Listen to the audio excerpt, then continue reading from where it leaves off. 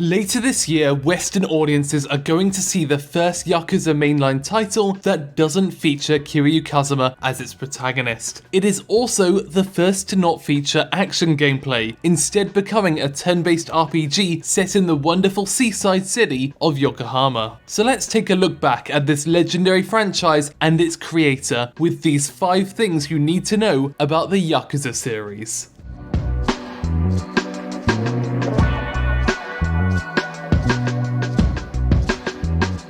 Despite now serving as Chief Creative Officer at Sega and producing a large amount of their most iconic games, before he joined the company, Yakuza series creator Toshihiro Nagoshi was just a film student who couldn't find a job.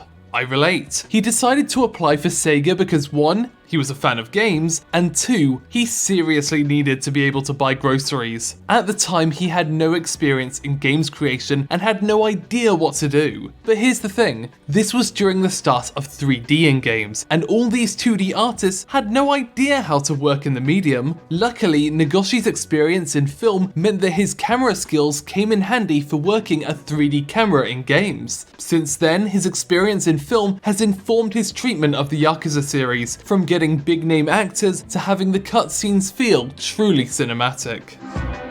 At the same time, Nagoshi also wanted the world of Kamurocho to feel real, and an essential part of this was making sure that all the businesses that Kiryu walks past are real-life brands. This was difficult at the start, since the franchise hadn't really found a place yet, and most companies didn't want anything to do with them, and didn't understand why they needed their brand signage at all, no matter how hard Sega pushed. He details how one company promptly rejected them at the start, but 5 years later, they suddenly claimed to all be fans of the game and would love to work together. Due to the increase of popularity in the series, by Yakuza 5, they were collaborating with about 150 companies to represent them in Kamurocho.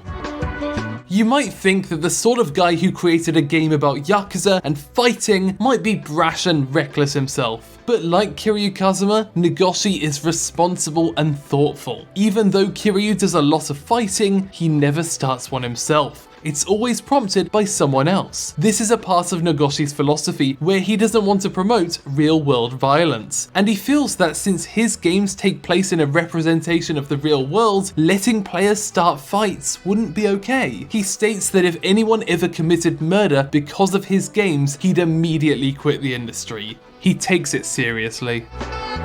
But this wasn't the only part of Kiryu's character that influenced how you play the game. For instance, while the side stuff was silly, the main story had to fit the tone and character of Kiryu. After 6 games with him as protagonist, plus Yakuza 0, they started to feel these restrictions. This is why they had Judgment set in Kamurocho, to show a different side of the city that Kiryu wouldn't see. And that's also why Ichiban Kasuga will be the new main series protagonist in an entirely different city. It's something entirely new to explore.